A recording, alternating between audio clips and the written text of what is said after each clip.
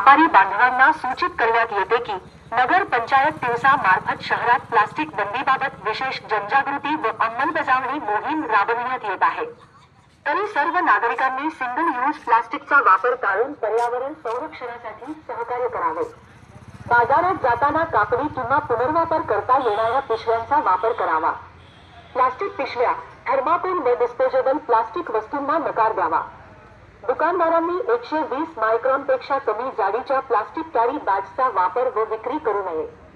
कोणताही दुकानदार प्लास्टिकची विक्री किंवा साठवणूक करताना आढळल्यास महाराष्ट्र शासनाच्या नियमांनुसार दंडात्मक कार्यवाही करण्यात येईल।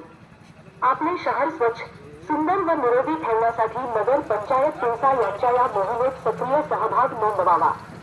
चला, आपण सर्वजण एकत्र येऊन प्लास्टिक मुक्त तिवसाकडे वाटचाल करूया। स्वच्छ तिवसा, सुंदर तिवसा।